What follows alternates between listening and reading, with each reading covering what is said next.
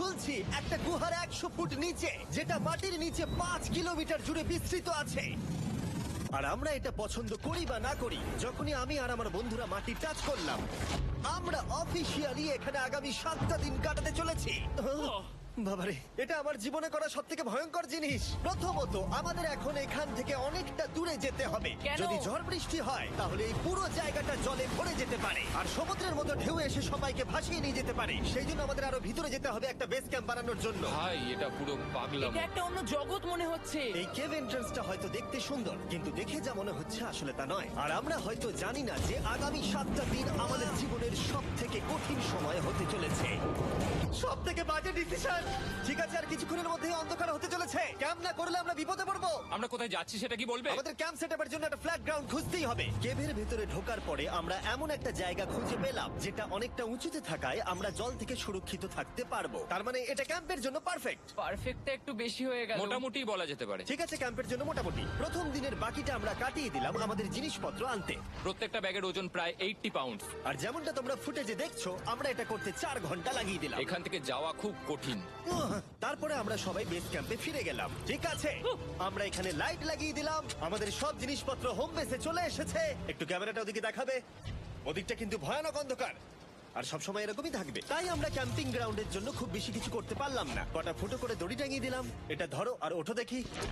মনে হচ্ছে আমাদের হ্যামক গুলো ভালোই সাপোর্ট পাবে। আর তারপরে আমাদের সার্ভাইভাল গাইড জোয়ের সাহায্যে আমরা হ্যামক টাঙালাম। এই সরু দড়িটা আমার হ্যামকটাকে ধরে রাখবে। হ্যাঁ। ডিনার খেয়ে আমরা প্রথম রাত্রি ঠান্ডার জন্য তৈরি হলাম। আমি মিথ্যে কথা বলবো না, আমি যতটা ভেবেছিলাম তার থেকে এই হ্যামকটা অনেক বেশি কমফোর্টেবল। এই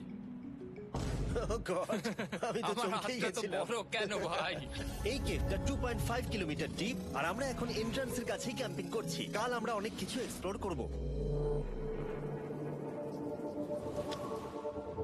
তোমরা কেমন ঘুমালে?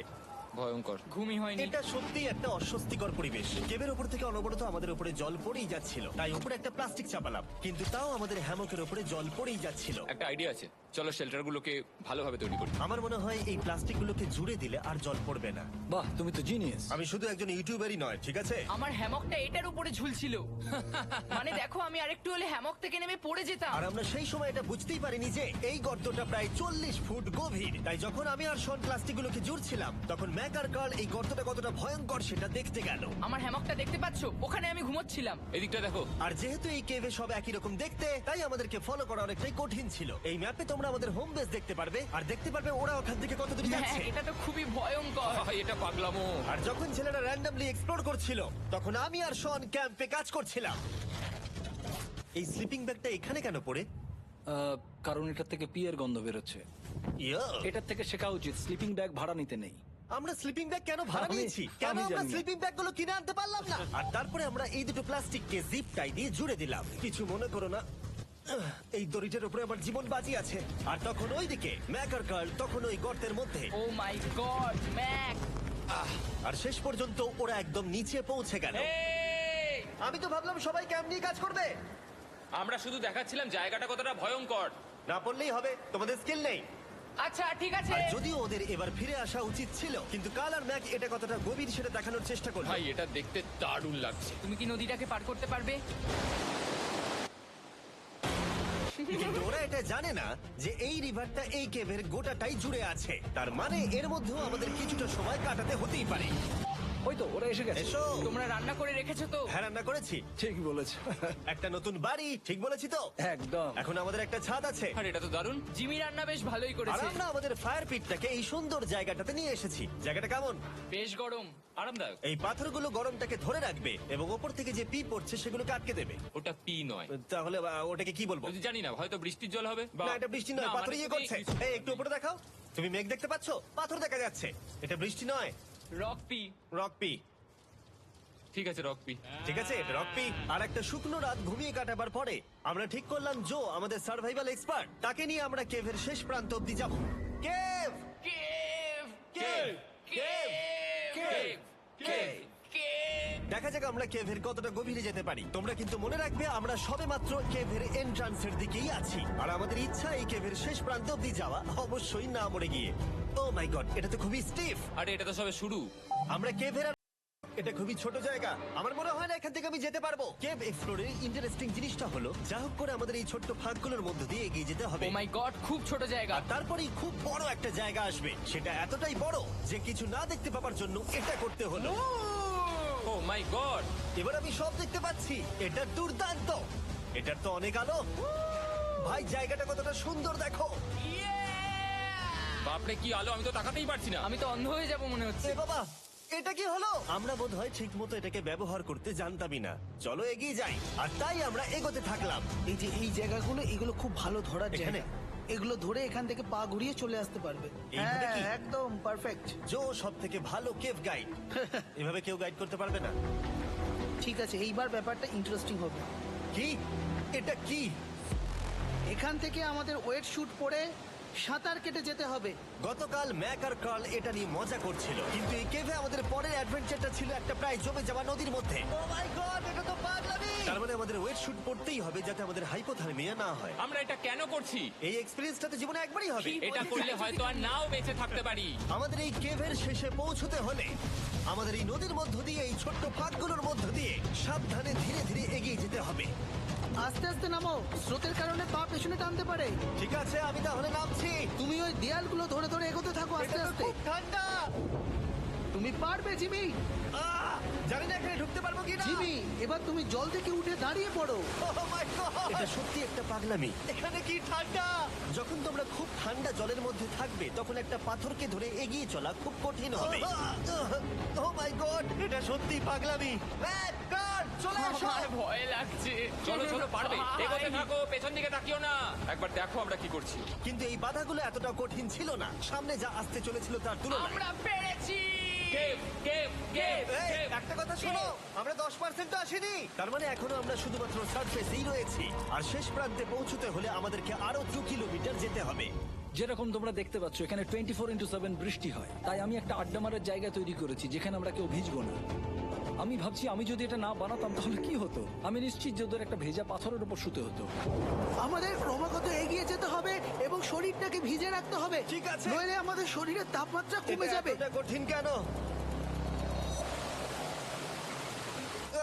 সব থেকে বাজে ব্যাপার হলো আমরা যতটাই দিকে এগোবো ততটাই আমাদের পিছন দিকে ক্যাম্পে ফিরতে হবে। আমাদের পরের বাধাটা হয়তো জলের মধ্যে নয়, কিন্তু তার মানে এটা নয় যে সেটা সহজ হবে। আরে এটা কি মাকড়সার জাল? কিন্তু আমি মাকড়সা দেখতে পাচ্ছি না। তার কেন? মানে ওটা আমাদের উপরে আছে। আরে তোমার গায়ে, তোমার গায়ে। আমার বন্ধুরা কত বাজে। এই গেমটা মিস্টার বিস ভিডিওর মতো, যত এগোবে ততই কঠিন হবে। সত্যি কথা বলতে যদি আমাদের সাথে জো না থাকতো আমরা মরেই যেতাম। আর 3 ঘন্টা পরে জো আমাদের জন্য একটা বাজে খবর নিয়ে এলো। জল অনেকটা বেড়ে গেছে আর আমরা অনেকটা সময় লাগিয়ে ফেলেছি, তাই আজকে আমাদের আবার ক্যাম্পে ফিরে যেতে হবে। আমি মানবো না। তুমি সেফটি এক্সপার্টের কথা অমান্য করতে পারো না। আমি এটা মানবো না। সত্যি কথা বলতে আমাদেরকে ফিরতেই হতো, কারণ এর আগে আমরা শুট করতে অনেকটাই সময় নষ্ট করে দিয়েছি। তারপর ফ্লেয়ার নিয়ে খেলেছি, তাই আমরা ফিরে যাচ্ছি আর এই মিশনটা আমরা পরের দিন আবার শুরু করব। শন, আমরা এসে গেছি। আরে তুমি এখানে কি করছিলে? এখন তোমরা কেউ ভিজবে না। আমি তো জানতামই না এই লাইটগুলো আমরা এনেছি। এগুলো দারুণ লাগছে তাই না? দুঃখের বিষয় আজকে আমরা মাত্র 20% এগোতে পেরেছি, কিন্তু বিশ্বাস করো আমরা শেষ পর্যন্ত অবশ্যই যাব আগামী কয়েকদিনের মধ্যেই। আমার মনে হয় কোনোদিনই হবে না। আমি তো বললাম। আমরা ডে 4টা রেস্ট নেব আর ডে 5 এ চেষ্টা করব এই কেভের শেষ অবধি যাবার। দেখা যাক কি হয়। ডে 3 তে মজা হলো, কালকে আবার দেখা হচ্ছে। আর কেভের ভিতরে 3টে খুব বাজে রাত কাটাবার পরে পরের দিন সকালে আমাদের মাথায় শুধু একটাই কথা আসছিল। আমার একটা হট শাওয়ার চাই, তবে আমি এখন একটু শান্তি পাবো। ও, এখন শাওয়ার পেলে কিন্তু দারুণ হয়। আমি চান করিনি প্রায় 3-4 দিন হয়ে গেল। তোমরা নিশ্চয়ই জানো কেভের মধ্যে শাওয়ার করা সম্ভব নয়। আমাদের অনেকটা পথ হেঁটে সাবধানে আগের রিভার বেডের কাছে পৌঁছতে হলো। ও মাই গড! আমি আমার ব্রেনকে ফিল করতে পারছি। আমি এভাবে ব্রেনকে ফিল আমার করিনি। কপালটা জমে গেল পুরো। চলো ড্রোন দিয়ে মাথার চুলগুলো শুকিয়ে নি। এদিকে এসো ড্রোন। ও দাঁড়াও দাঁড়াও দাঁড়াও, এটা কিন্তু কাজ করছে। হ্যাঁ, দারুণ কাজ করছে। ড্রোন থাকতে হেয়ার ড্রায়ারের কি দরকার? আর চুল শুকানোর পর আমরা জোয়ের সাথে জার্নির প্ল্যান করতে বসলাম। এটা কি জো? এটাই কেভের ম্যাপ। আগেরবার আমাদের থামতে হয়েছিল কারণ জল খুব জোরে বইছিল। এখন বৃষ্টি কম হচ্ছে, তাই কালকে আমরা নিশ্চয়ই এই কেভের শেষে পৌঁছে যাব। এটা ভয়ঙ্কর হতে চলেছে। প্রথমে আমাদের কালকে যেখান দিয়ে গেলাম সেখান দিয়ে আগে যেতে হবে। জলের মধ্যে ঝাঁপ দিতে হবে এবং পাথর দেখে হাঁটতে হবে। এগুলো সবকটা আমরা যদি পার করতে পারি তাহলে আমরা গ্লো ওয়ার্ম চেম্বারে পৌঁছে যাব। কেমন দেখতে তুমি সেটা বলো না, আমি তোমাদেরকে সারপ্রাইজ দিতে চাই। তোমার মনে হয় আমরা পারবো? ও ওইসব বাদ দাও, আমরা ঠিক কালকে পৌঁছে যাবো। কালকের প্ল্যান আমরা চক আউট করে নিয়েছি। আমরা রেস্ট করছি আর ফেস্টিভ্যাল স্মোর্টস খাচ্ছি আমাদের এনার্জি রিগেন করতে। সবাইকে চিয়ার্স। Yippee! জো এই প্রথমবার ফেস্টিভ্যাল ও, স্মোর্টস দারুণ। খাচ্ছে। জো সত্যি কথা বলবে। এটা দারুণ, তাহলে ভালো লাগলো? এটা দারুণ, Yippee! জো এই প্রথমবার ফেস্টিভ্যাল ও, স্মোর্টস দারুণ। খাচ্ছে। জো সত্যি কথা বলবে। এটা দারুণ, তাহলে ভালো লাগলো? এটা দারুণ লেগেছে। আমরা এই চকলেটটা আগে কেন বের করিনি? এটা এমনি চকলেটের থেকে 10 গুণ ভালো খেতে। সত্যি কথা বলতে তোমরা যদি ফেস্টিভ্যালের সাথে স্মোর্টস ট্রাই না করে থাকো তাহলে তোমরা মিস করছো। কালকে আমরা পুরো কেপটা এক্সপ্লোর করব, দেখা হচ্ছে। তাই আমরা ভালো করে ঘুমানোর চেষ্টা করলাম আর কালকের প্রিপারেশন নিলাম কেভের শেষে যাওয়ার জন্য। আমরা আমাদের জীবনের সবথেকে ডেঞ্জারাস জার্নি করতে চলেছি। ডে 3 এর অভিজ্ঞতা মাথায় রেখে আমরা কম শুট করেছি যাতে আমরা সামনের দিকে তাড়াতাড়ি এগোতে পারি। জলটা খুব ঠান্ডা হ্যাঁ, আগের দিনের মতোই, খুব ভালো। এই তো আর যাতে আমরা সবাই বেঁচে ফিরতে পারি তাই জো ছাড়াও আরেকজন সার্ভাইভাল এক্সপার্টকে আমরা নিয়ে এসেছিলাম। এখানে আমরা ডে 3 তে আটকে গেছিলাম। এখন আমরা কি করব? এবারে আমরা অনেক তাড়াতাড়ি এসেছি। আমাদের পিছনে ঘন অন্ধকার। কোথায় যাব? এই রাস্তাটা অনেক সরু এবং হ্যাঁ। স্রোত প্রচুর বেশি, তাই আমরা দেয়ালগুলো ধরে ধরে আস্তে আস্তে এগোবো। এই যে এইভাবে। ও হ্যাঁ, God! এই রকটায় জাম্প করো। কয়েকটা ভালো পাথর আছে যেগুলোকে তুমি ধরে এগোতে পারবে।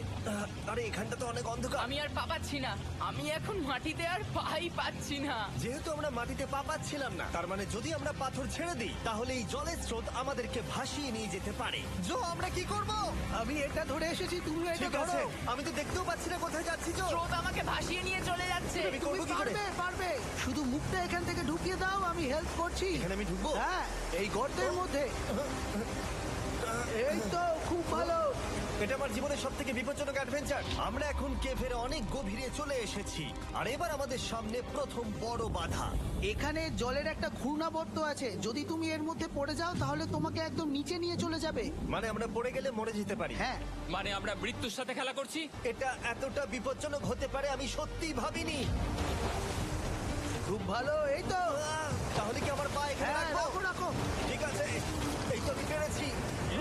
এটা আমার ভাবনার থেকেও বেশি কঠিন ছিল। এই নদীটা কতটা শক্তিশালী এই গোটা কেভটাকে তৈরি করেছে। কিন্তু মজার ব্যাপার হলো আমরা পাথরের মতো শক্তিশালী নই। আমি শুধুমাত্র মানুষের মতোই শক্তিশালী। সৌভাগ্যবশত কাল এই অ্যাডভেঞ্চারে লিড করেনি, তার বদলে আমরা একজন অ্যাভেঞ্জার জোকে পেয়েছি। ও কতটা এক্সপার্ট তার প্রমাণ হিসেবে বলতে পারি সে লিটারালি কতটা ওপর থেকে আমাদেরকে নদীতে ঝাঁপ দিয়ে দেখালো।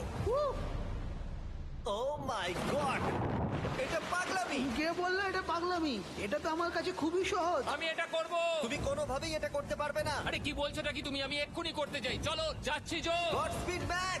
জিমি আমার সাথে যা যা করেছে তার কাছে এটা তো কিছুই নয়। 3, 2, 1।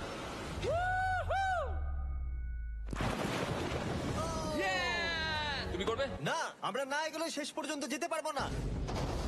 ও মাই গড, আমাদের নিচের দিকে যেতে হবে। আমরা সবসময় স্রোতের উল্টো দিকে কেন যাই? এখন শুধু আমি ভেসে ভেসেই যেতে পারবো, আর কিছু না। এই জলের তলায় অনেক ধারালো পাথর আছে, তোমরা সেগুলোকে দেখতে পাবে না, তাই সাবধানে পা ফেলবে। ও মাই গড, আবার এটা গভীর আরে হচ্ছে। আমার পা তো কিছুর উপরে রাখতে হবে। ছোট ছোট পাথরগুলোই একমাত্র বাধা ছিল না, মনে হচ্ছে আমাদের প্রতিটা পদক্ষেপে। ও, ভাই আমি কিচ্ছু দেখতে পাচ্ছি না, এটা খুব ভয়ঙ্কর। কেপটা আরো অন্ধকার হয়ে আসছিল এবং আরো সরু। আর তখন আমরা জানতাম না যে আমরা ফিনিশ লাইন অব্দি পৌঁছতে পারবো কিনা। আমি ক্লান্ত হয়ে পড়েছি। এই কেভে আরো কঠিন বাধা আসার আগে তোমাদেরকে আমি কিছু দেখাতে চাইবো। জো, তোমার ব্যাগটা দাও। Thank you. তুমি জানো এর মধ্যে কি আছে? না, জানি না কি আছে। Brand new mister beast lab swamp. সত্যি কথা বলছি, গত 5 ঘন্টা ধরে যেহেতু আমি অনেক পরিশ্রম করেছি তাই কোনো মতেই এখন এটা আমি বলার মতো অবস্থায় নেই। তাই এটা শুট করার 1 মাস পরে আমি পুরো কেপ সেটটা তৈরি করলাম ফিউচার জিমি নেম ট্যাগ দিয়ে। তারপরে বললাম, হে আমি ফিউচার জিমি আর আমি এখন তোমাদেরকে বলবো brand new toy line of mister beast lab swamp সম্পর্কে। এটা একটা কালেক্টিবল টয় লাইন আর এখানে 119টা ইউনিক ডিজাইন ক্যারেক্টারও আছে যা তোমরা কালেক্ট করতে পারো। আর সবথেকে দারুণ ব্যাপারটা হলো কোন ক্যারেক্টারটা তুমি পেয়েছো সেটা জানতে হলে এই টিউবে ওয়াটার দিয়ে নাড়াতে হবে আর তোমার সোয়ামস তোমার সামনে চলে আসবে। আর আমি এটা ডেমনস্ট্রেট করতে এই বিশাল বড় টিউবটাকে বানিয়েছি। এই টিউবটাকে জল দিয়ে ভরে দাও। তোমাদের এত জলের দরকার নেই, এটা অনেক বড় বলে এত লাগছে। ঠিক আছে, এটা এখন জলে ভর্তি হয়ে গেছে। এবার এটাকে একটু নাড়াতে হবে।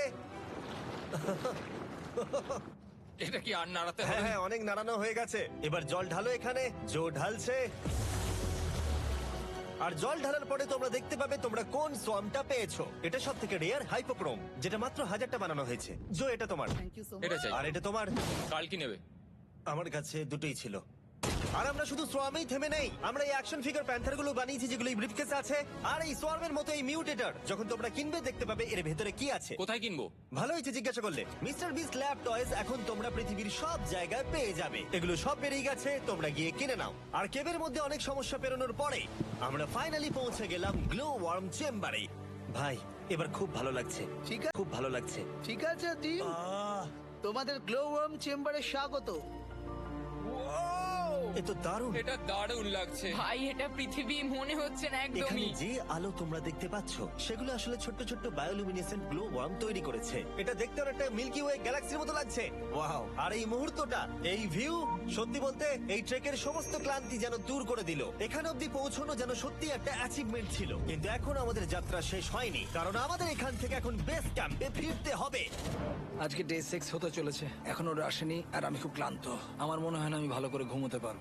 ওদের জন্য খুব চিন্তা হচ্ছে। এই ট্রিপটা অনেকটাই সহজ ছিল কারণ আমরা স্রোতের সাথে ভেসে ভেসে যাচ্ছিলাম। আর যেহেতু তোমরা এই ট্রিপটা দেখেছো তাই আমরা এটাকে স্কিপ করলাম। কিন্তু সত্যি বলতে এই জার্নিটাও অনেকটা বেশি সময় নিল, কারণ আমরা ক্যাম্পে পৌঁছানোর আগেই 6 নম্বর দিন চলে এলো। শন, সবাই ঠিক আছে তো? আমার খুব চিন্তা হচ্ছিল। Happy day 6। ডে 6 খুব ভালো। এনার্জি বাড়াতে আমরা আগুনের উত্তাপ নিলাম এবং ফাইনালি আমরা কিছু খেতে পেলাম। এটা খুবই অ্যাডভেঞ্চারাস ডে ছিল। কালকে দেখা হচ্ছে, মানে আজকেই হয়তো। এটা ডে কোনোদিন 6 হবে না। নাকি আজকে, না আমি জানি না।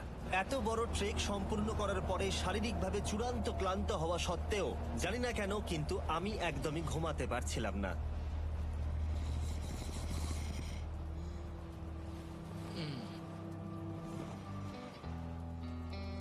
আমি 7 দিন সলিটারি কনফাইনমেন্টে কাটিয়েছি, কবরে কাটিয়েছি, 7 দিন রাফটে থেকেছি। কিন্তু সত্যি কথা বলতে এটা সবার থেকে বেশি কঠিন ছিল, কারণ সব সময় ভিজে, ঠান্ডা, প্রত্যেক মুহূর্তে এই পাথরগুলো শরীরে ব্যথা দিচ্ছে। বেশিরভাগ সময়টাই এই কেভটা দুঃস্বপ্নের মতো ছিল। কিন্তু তোমার আর আমার মধ্যে জিমি! ইয়ো! গার্ড, আমাকে দেখতে পাচ্ছ? এটা পৃথিবীর সবথেকে উজ্জ্বল টর্চ। মজার মুহূর্ত অনেক ছিল। মাটির নিচে 300 ফুট গভীরে অভিযান চালানো থেকে আমাদের সবাই মিলে হ্যামক নিয়ে হাসাহাসি করা সবকিছুই এই অভিযানের অংশ ছিল। যেহেতু আমাদের সঙ্গ দারুণ, চলো তিমির মতো আওয়াজ করো। তাই এই ভিজে ঠান্ডা পাথুরে অদ্ভুত কেভের ট্রিপটা বদলে গেল আমাদের জীবনের সব থেকে সুন্দর মুহূর্তে।